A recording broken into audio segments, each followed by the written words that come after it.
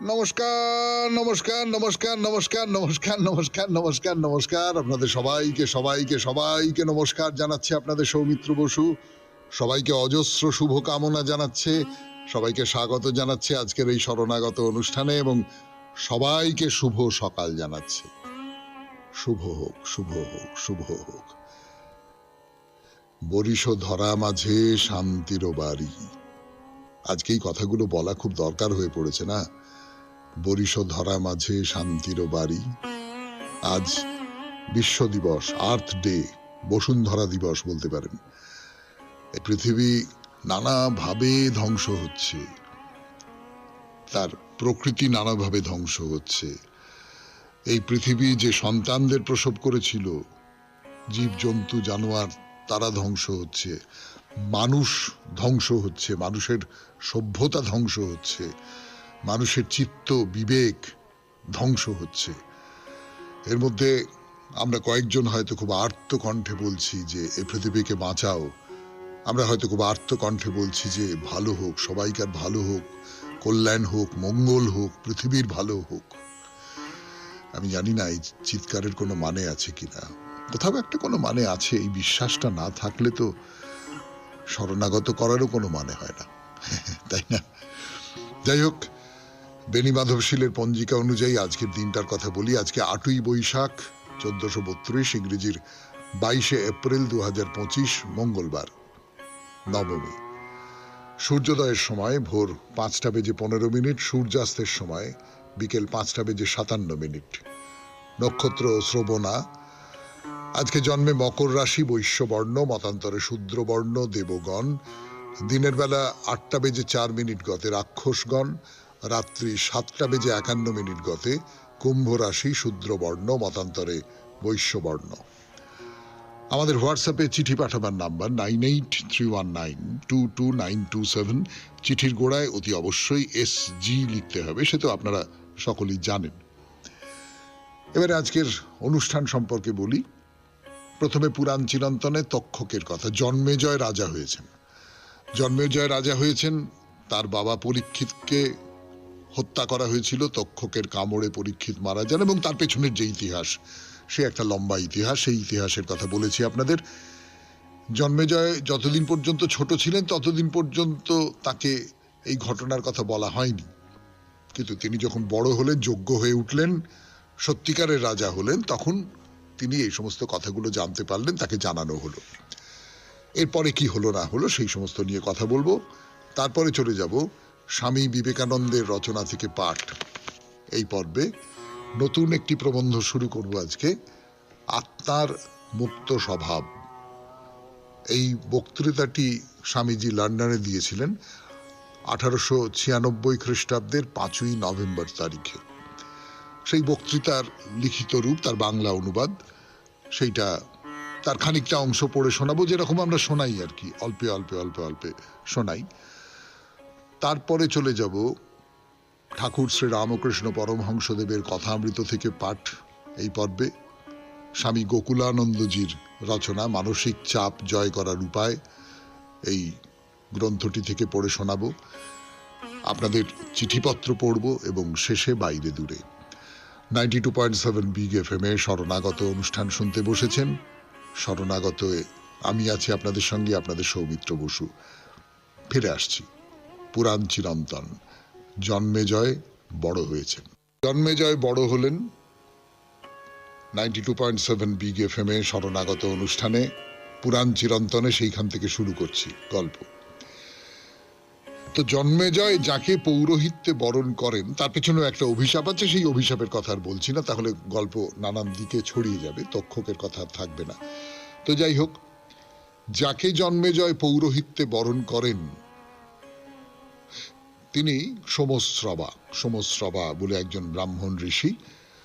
তিনি ঋষি শ্রুতশ্রবার ঔরসজাত পুত্র বটে, কিন্তু তার মা ছিলেন নাগজাতিয়া। অর্থাৎ যিনি মন্ত্রী, তার মা এই নাগবংশের মেয়ে। এই কথাটা একটু মাথায় রাখুন। জন্মেজয় তক্ষক নাগের হাতে বাবার মৃত্যু সংবাদ শুনেছেন। তো তিনি যখন অভিশপ্ত হলেন, এক কুকুরই অভিশাপ দিয়েছিল তাকে যে তোমার উপরেও অতর্কিতে ভয় নেমে আসবে। তখন জন্মেজয় আবার ওই সর্পাঘাতের কথাই ভেবেছেন হয়তো। হয়তো এই যে তার বাবা আকস্মিকভাবে মারা গেলেন, তার ফলে এই নাগ জনজাতি যারা আছে তাদের সঙ্গে একটা তাদের যে রাজনৈতিক একটা লড়াই শুরু হয়ে গেল, গোষ্ঠী কেন্দ্রিক একটা শত্রুতা আরম্ভ হয়ে গেল। তার নিরিখে জন্মেজয় এমন একজনকে পৌরোহিত্যে নিয়োগ করতে চাইলেন যার নাগ জনজাতির সঙ্গে ঘনিষ্ঠ মেলামেশা আছে। এরকম সব আন্দাজ করা যায়। অর্থাৎ একেবারেই রাজনীতির কথা বলতে পারেন, কূটনীতির কথা বলতে পারেন। এইসব প্রসঙ্গে আমাদের কথাবার্তা চলছে, জন্মেজয় প্রসঙ্গে এবং তক্ষক প্রসঙ্গে তো বটেই। তো জন্মেজয় তক্ষশিলা জয় করেছিলেন, কিন্তু তক্ষককে সেখানে পাননি। ব্রাহ্মণ উতঙ্কের কাছে সেই খবর খুব ভালো করে ছিল।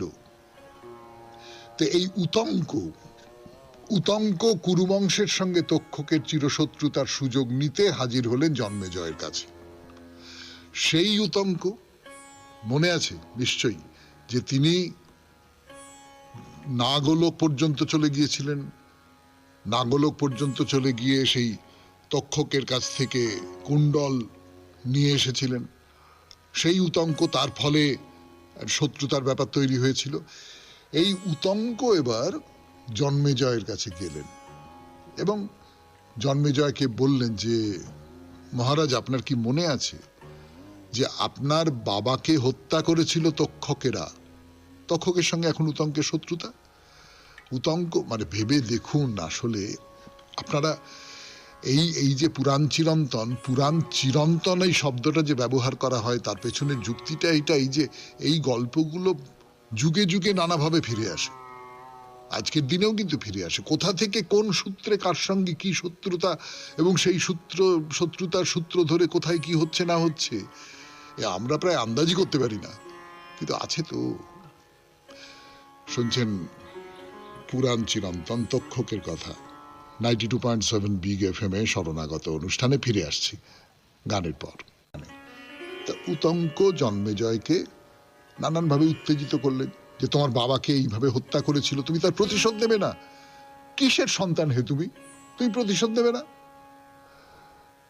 এইভাবে তো উত্তেজিত করে তোলা হলো জন্মেজয়কে। জন্মেজয় বললেন কি করব তাহলে, কিভাবে প্রতিশোধ নেব, আপনি আমাকে পরামর্শ দিন। তো উতঙ্ক বলল, আপনি একটা কাজ করুন, আপনি সর্পযজ্ঞ করুন।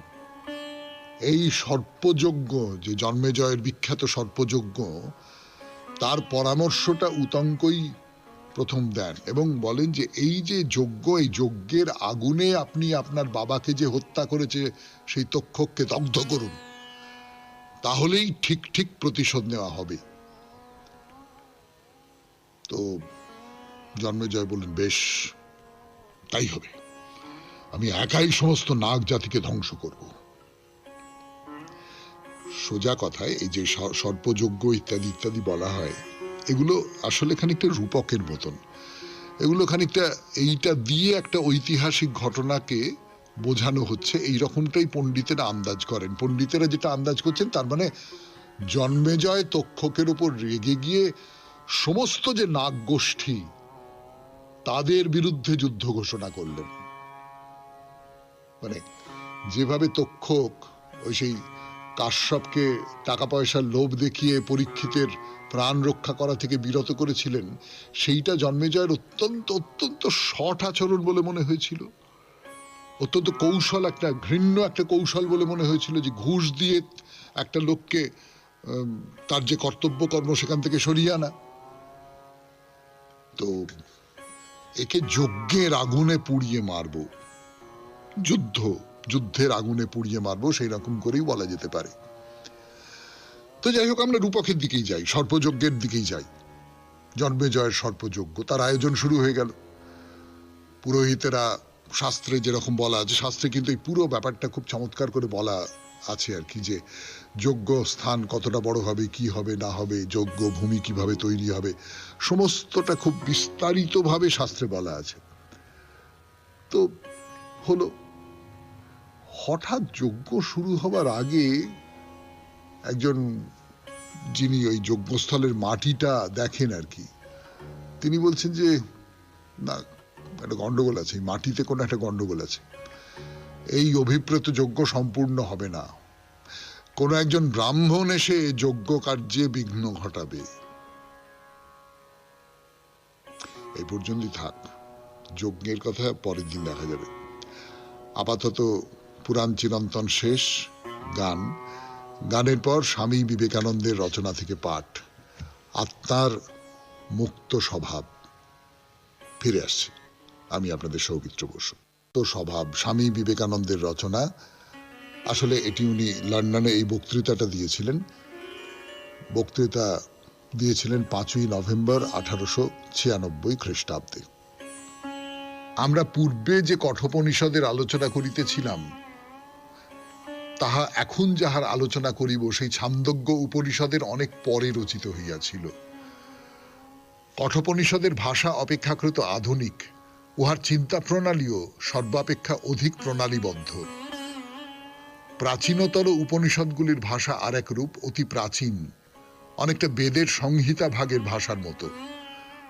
আবার উহাদের মধ্যে অনেক সময় অনেক অনাবশ্যক বিষয়ের মধ্যে ঘুরিয়া ফিরিয়া তবে ভিতরের সার মতগুলিতে আসিতে হয়।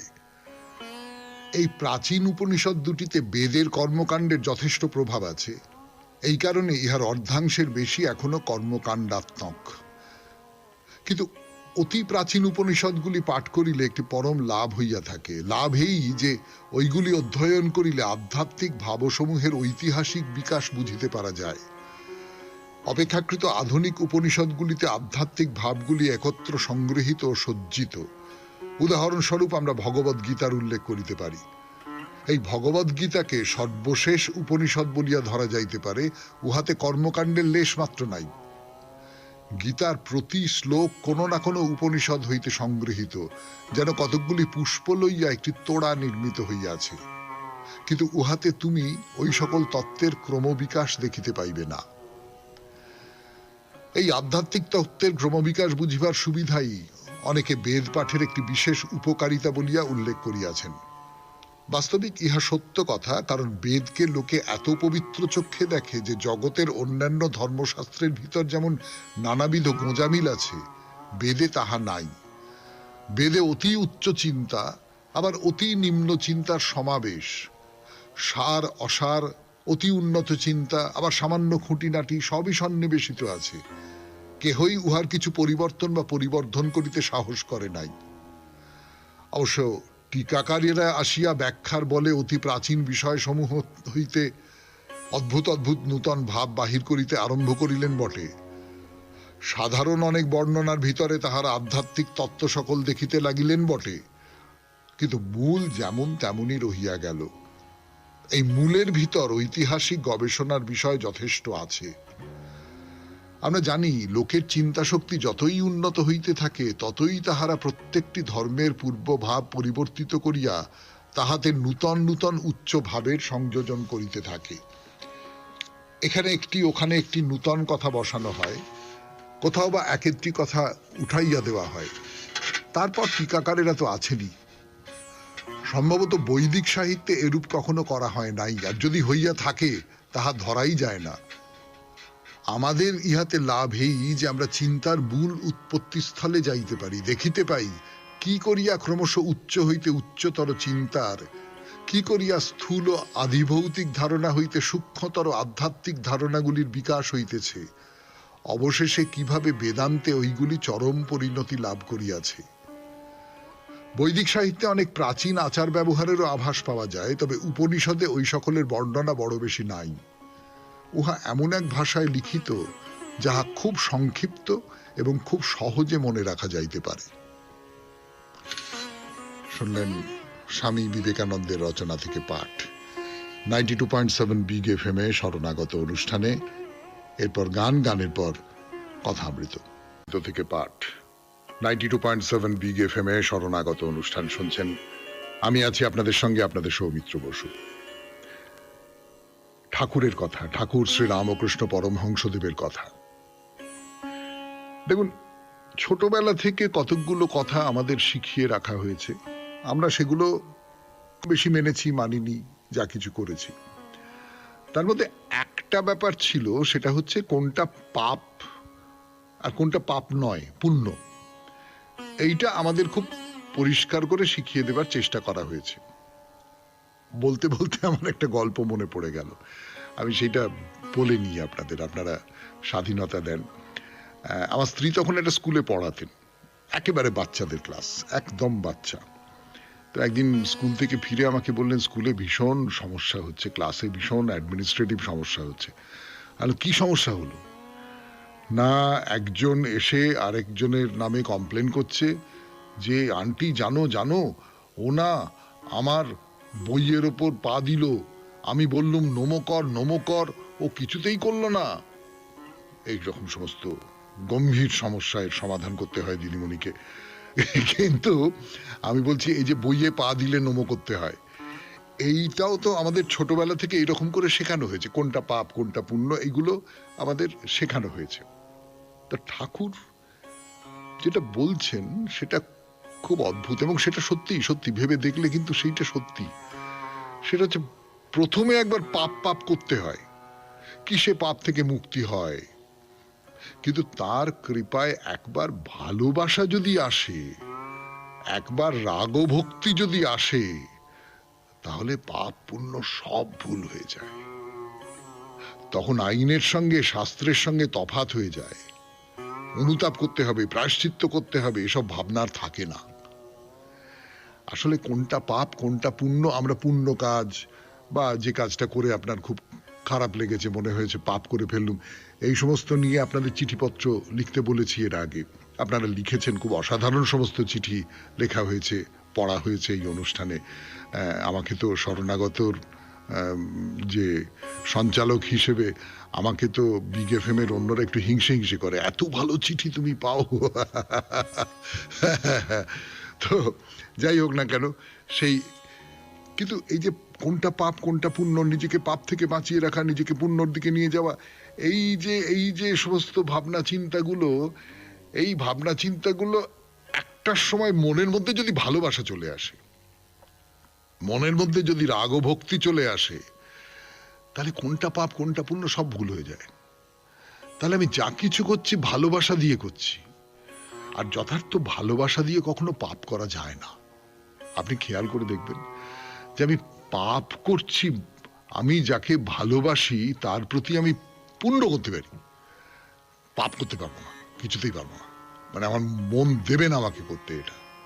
আপনি কি যাকে খুব ভালোবাসেন, আপনার নাতি বা নাতনিটিকে বা আপনার বন্ধুকে, আপনার স্ত্রীকে, আপনি কি তার প্রতি কোনো পাপ করতে পারেন জেনে বুঝে?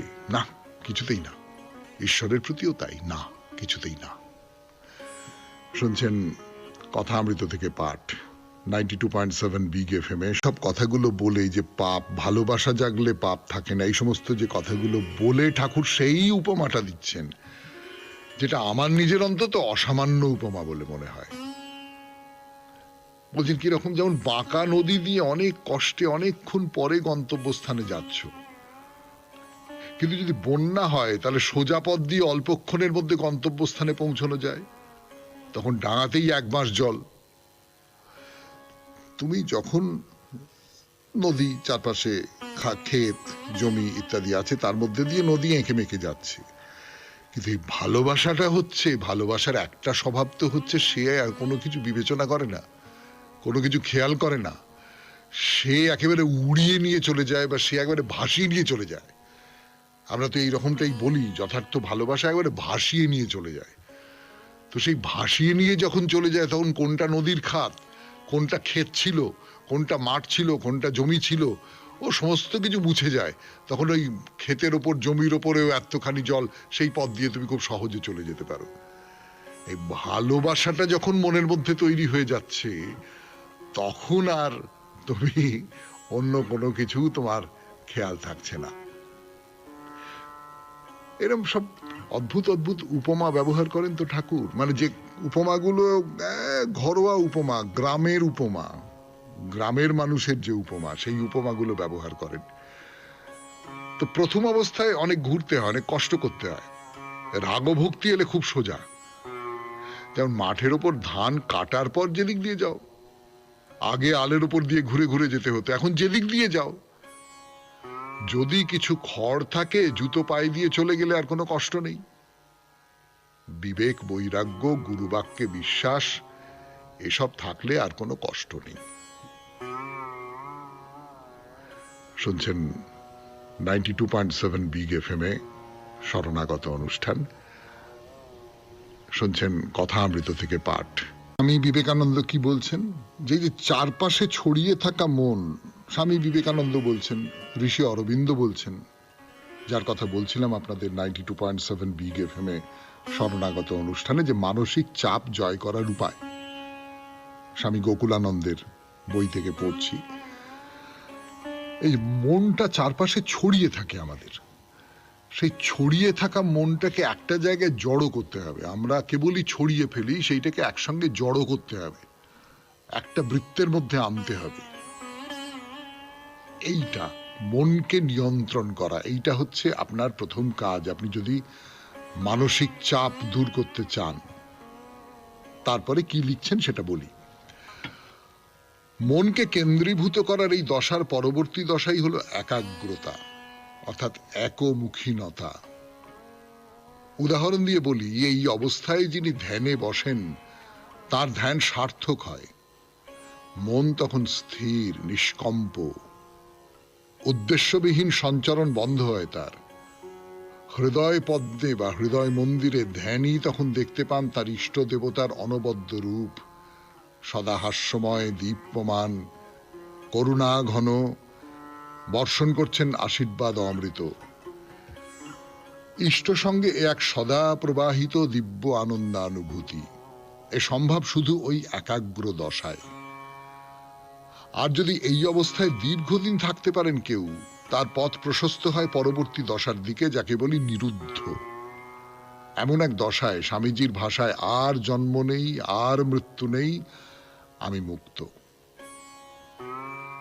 চাপের সমস্যার সমাধান প্রসঙ্গে কথা বলতে গিয়ে আমাদের স্মরণ করা উচিত মনের এই 5টি দশার কথা।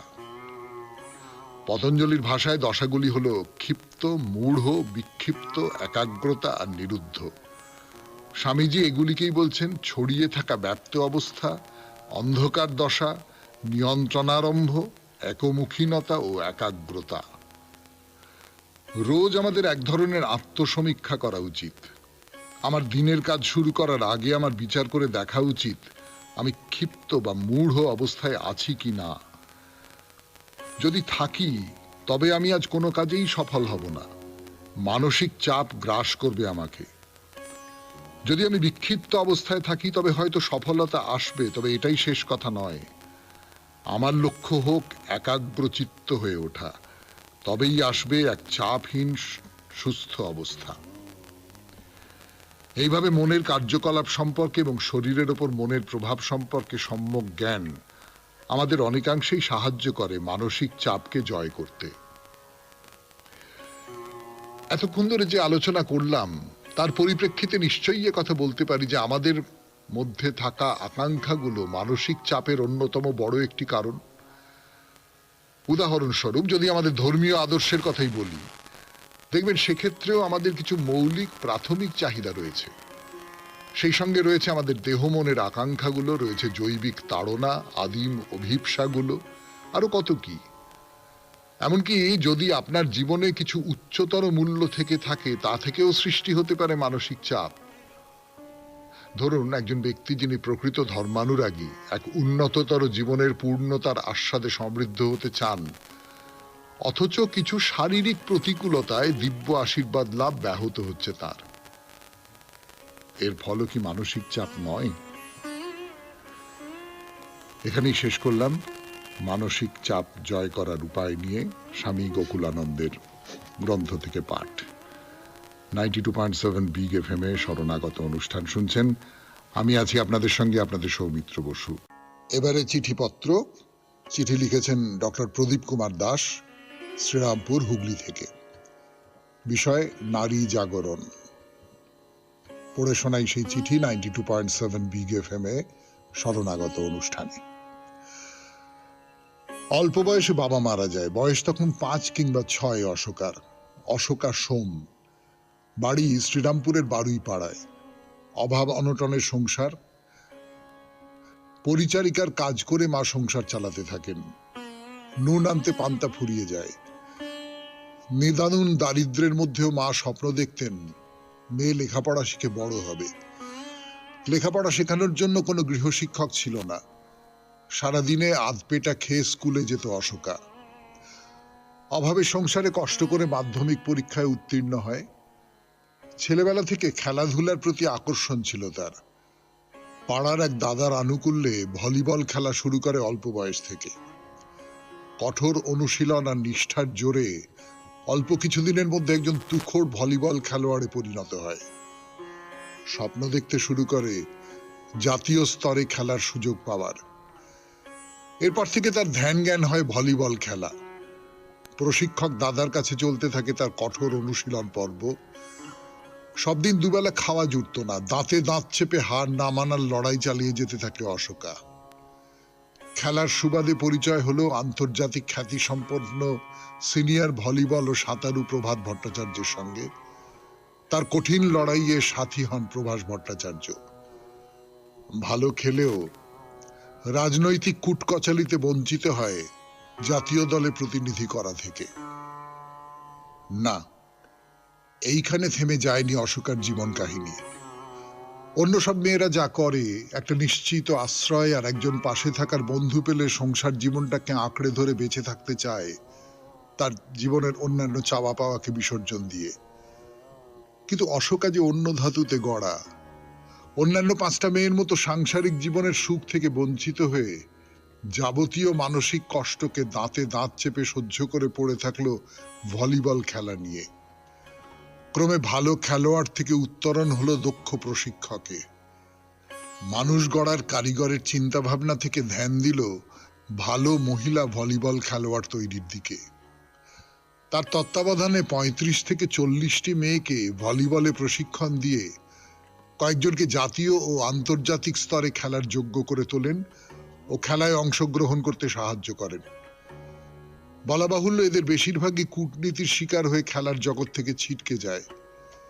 ছাত্রীদের মানসিক কষ্ট ও অসহায়তা তাকে বারে বারে আঘাত করে। তবুও খেলার জগৎ থেকে অবসর নেওয়ার কথা তার মনে আসে না। খেলার কারিগর গড়ার কর্মপ্রয়াসে অশোকা আরো বেশি বেশি করে ধ্যান দেয়। তাই আমাদের অশোকা জীবনযুদ্ধে নেমে শত মানসিক ক্লেশ ও কষ্টকে সাথী করে দুর্গা হয়ে তার হাত মাথায় রেখেছে তার সন্তান ও সমশিক্ষার্থী ভলিবলের ছাত্রীদের উপর, যারা আগামী দিনে হয়ে উঠবে একটা করে অপরাজিতা। অশোকা আমাদের নারী জাগরণের অন্যতম সোপান। তাকে শরণাগত সৌমিত্র পরিবারে কুর্নিশ জানাই। তার এই হার না মানা হারের আমরাও সাথী হতে চাই। নমস্কারান্তে বিনয়াবনত, ডক্টর প্রদীপ কুমার দাস, শ্রীরামপুর, হুগলি। খুব সুন্দর চিঠি, এবং এই চিঠিটা পড়তে পড়তে খুব অনিবার্যভাবে আমার নিজের ধারণা যারা শুনছেন তাদেরও খুব অনিবার্যভাবে কোনি উপন্যাসটার কথা মনে পড়ে যাবে। মতি নন্দীর লেখা, এবং কোনি নিয়ে একটি অসামান্য ভালো ছবি হয়েছিল, সেই ছবিটার কথাও নিশ্চয়ই মনে পড়ে যাবে। যে সেখানে অবশ্য ভলিবলের খেলোয়াড় নয়, সেই মেয়েটি সাঁতারু, এবং তার ওই রকম একজন মেন্টার বলতে পারেন, প্রশিক্ষক বলতে পারেন, দাদা খিদ্দা। সেই খিদ্দার কথা মনে পড়ে যাবে আমাদের। এবং এইভাবেই মানুষ লড়াই করে। সেই লড়াইয়ে হয়তো বাইরের জগতে হেরে যায়, কিন্তু ভেতরে ভেতরে জিতে যায়। আপনাকে অনেক ধন্যবাদ। আপনি নারী জাগরণের একটা চমৎকার উদাহরণ পাঠিয়ে দিলেন আমাদের কাছে, আমাদের সকলের কাছে। এবারে বাইরে দূরে 92.7 বিগ FM শরণাগত অনুষ্ঠান শুনছেন, দার্জিলিংয়ের মহাকাল মন্দির। শেষ করে ফিরে এলাম 92.7 বিগ FM শরণাগত অনুষ্ঠান শুনছেন। আমি আছি আপনাদের সঙ্গে, আপনাদের সৌমিত্র বসু। এখন আমরা দার্জিলিংয়ে মহাকাল মন্দিরের সামনে। তো মহাকাল মন্দিরের একেবারে দোরগোড়ায় এসে উপস্থিত হয়েছে আমরা। ভেতরে ঢুকবো, তো এই একটা তোরণ আছে যেরকম সব মন্দিরে থাকে, এবং এই মহাকাল মন্দিরের যে তোরণ বা এই এই যে পাহাড়ি অঞ্চলের যে তোরণ, সেই তোরণগুলো, ভেতরের মন্দিরের কথা তো বলবোই, তোরণগুলো দেখতে খুব অদ্ভুত। মানে এই যে পাহাড়ি স্থাপত্যের যে কতগুলো বৈশিষ্ট্য আছে, সেই বৈশিষ্ট্যগুলো কিন্তু এই তোরণের মধ্যে আছে। তার কিছু কিছু কথা আমি আগে বলেছি আপনাদের। এই যেমন ধরুন, একেবারেই উত্তর ভারতীয় বা নেপাল, তিব্বত, এই সমস্ত জায়গার যে কারুকার্য, এই এই এই তোরণের মধ্যে সেই রকমের একটা কারুকার্য আছে। এটা ঠিক বাংলার যে মন্দিরের শৈলী বা এরকম তা নয়, এটা অন্যরকম। এটা ওই নেপালি, লেপচা, ভুটিয়া, এই এই যে স্থাপত্য, সেই স্থাপত্যের একটা, যেমন দুটো সিংহের মুখ ব্যাদান করে আছে, তারা হাঁ করে আছে। তো সেই দুটো সিংহের মুখের মধ্যেও কিন্তু একটা ওই রকম এই ধরনের একটা ছাপ, নেপালি, ভুটিয়া, এই যে স্থাপত্যের যে ধরন, তার একটা ছাপ রয়েছে। তো সেই দুটি সিংহের মুখ, মাথার উপরে তোরণ, পার হয়ে সার সার সার সার ঘন্টা ঝোলানো আছে। কটা ঘন্টা? 1, 2, 3, 4, 5, 6, 6টা ঘন্টা। তো 6টা ঘন্টা পার হয়ে এগিয়ে গেলাম, দেখা যাক কি আছে এখানে। এই যে হলুদ রঙের দুটি সিংহের মুখ, কেশর আরো গাঢ়, খানিকটা ব্রাউন রঙের, পার হয়ে ঘন্টাগুলো বাজাতে হবে, নিশ্চয়ই বাজাতে হবে। এইবার মহাকালের মন্দির, চোখ ধাঁধিয়ে দেওয়া মন্দির যাকে বলে। এমনিতে তো পাহাড়ি মানুষেরা, আপনারা সকলেই জানেন যে তাদের দেবস্থানে অন্তত বা ধর্মস্থানে রংচং খুব পছন্দ করেন। মন্দিরের গায়ে নানান রকমের রং, এবং সব রকম রং মিলিয়ে প্রায় বলতে পারেন একটা রঙের দাঙ্গাবাজি আর কি। মানে তাদের মন খুব রঙিন, সেই জন্যে দেবস্থানকেও তারা রঙিন করে তৈরি করতে পছন্দ করেন। না না না না, আমি এটা ভালোবাসা থেকে বললাম, ভালোবাসা থেকে অনুমান করে বললাম। সত্যি সত্যি এই মন্দির রঙিন করার পেছনে এই ধরনের কোনো বনবিজ্ঞান সম্মত ব্যাপার কাজ করেছে কিনা আমি বলতে পারবো না, কিন্তু সবটা মিলিয়ে ভারী চমৎকার লাগে, তাতে কোনো সন্দেহ নেই। তো তোরণ থেকে আমরা সোজা এগিয়ে যাই, একটা হলদে রঙের দরজা। এই হলদে রঙের দরজার সামনে এসে একটু দাঁড়াই, একটু গান শুনি, তারপর ভেতরে প্রবেশ করা যাবে। 92.7 বিগ এফএম-এ শরণাগত অনুষ্ঠান শুনছেন দার্জিলিং এর মহাকাল মন্দিরের কথা, বাইরে দূরে এই পর্বে। কথা শুরু করছে আপনাদের সৌমিত্র বসু 92.7 বিগ এফএম-এ শরণাগত অনুষ্ঠানে, বাইরে দূরের শেষ পর্যায়ে মহাকাল মন্দিরের কথা। ওই যে হলুদ রঙের যে দরজা আছে, ওইটা হচ্ছে মহাকাল মন্দির, ওইখানে পরে যাওয়া যাবে। আপাতত আমরা তার পাশে, তার থেকে একটু তফাতে আমরা একটা নানা রঙের বিচিত্র মন্দিরের সামনে গিয়ে দাঁড়ালাম। হলুদ রঙের মন্দির, তার মধ্যে লাল রঙের, মানে একটু একটু একটু কি বলবো, একটু মেরুন মেশা গাঢ় লাল রঙের সব বর্ডার, মাঝে মাঝে থাম, সেই থামের রং ঘন নীল, তার উপরে সেই থামের গায়েতে পদ্ম আছে, তো পদ্ম খোদাই করা আছে, সেই পদ্মের রং টকটকে লাল। মানে সবটা মিলিয়ে যা বলছিলাম, রঙে রঙে একেবারে ছয় লাভ। তার সঙ্গে যুক্ত হয়েছে মন্দিরের দরজা ঘিরে ঝোলানো অসংখ্য পতাকা, রঙিন পতাকা, এবং সেই পতাকার মধ্যে পবিত্র মন্ত্র লেখা আছে। যারা ওই দিকটায় গেছেন, দার্জিলিং, মিরিক ইত্যাদি ইত্যাদি ওই সমস্ত জায়গায় গেছেন, সেখানকার মন্দির দেখেছেন, সেখানকার বৌদ্ধ স্তূপ দেখেছেন, তারা সকলে মনে করতে পারবেন। এবং এই যে পবিত্র মন্ত্র লেখা যে পতাকা, সব তার রঙই বা কত রকমের, লাল, সবুজ, সাদা, হলুদ, নীল, আরো আরো আরো আরো আরো সব বিচিত্র রং। আর সবচেয়ে মজার ব্যাপার হলো, মন্দিরের পেছন থেকে উঁকি মারছে একটি গাছ, সবুজ, সেও যেন এই রঙের খেলায় মেতে উঠতে চাইছে। তো আমরা যে মন্দিরটার সামনে এসে দাঁড়িয়েছি সেটি হচ্ছে মহাকালী মন্দির। মহাকালী মন্দির। এই মহাকালী মন্দিরের কথা আজকে আর নয়, বলবো আগামীকাল 92.7 বিগ FM এ শরণাগত অনুষ্ঠানে। আজকের মতো তাহলে শরণাগত এখানেই শেষ করব। আমাদের হোয়াটসঅ্যাপে চিঠি পাঠাবার নাম্বার 9831922927। চিঠির গোড়ায় অতি অবশ্যই SG লিখতে হবে।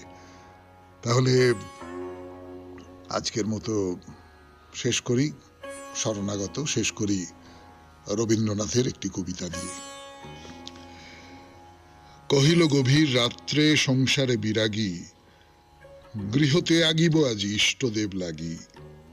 কে আমারে ভুলাইয়া রেখেছ এখানে? দেবতা কহিলা আমি। শুনিল না কানে। সুপ্তিমগ্ন শিশুটিরে আঁকড়িয়া বুকে, প্রেয়সী শয্যার প্রান্তে ঘুমাইছে সুখে। কহিল কে তোরা ওরে মায়ার ছলনা? দেবতা কহিলা আমি। কেহ শুনিল না। ডাকিল শয়ন ছাড়ি তুমি কোথা প্রভু? দেবতা কহিলা হেথা। শুনিল না তবু। স্বপনে কাঁদিল শিশু জননীরে টানি। দেবতা কহিল ফিরো। শুনিল না বাণী। দেবতা নিঃশ্বাস ছাড়ি কহিলেন হায়, আমারে ছাড়িয়া ভক্ত চলিল কোথায়? খুব ভালো থাকবেন, আনন্দে থাকবেন। নমস্কার। নমস্কার নমস্কার নমস্কার নমস্কার নমস্কার নমস্কার নমস্কার নমস্কার। আপনাদের সবাইকে সবাইকে সবাইকে নমস্কার জানাচ্ছে আপনাদের সৌমিত্র বসু। সবাইকে অজস্র শুভ কামনা জানাচ্ছে, সবাইকে স্বাগত জানাচ্ছে আজকের এই শরণাগত অনুষ্ঠানে এবং সবাইকে শুভ সকাল জানাচ্ছে।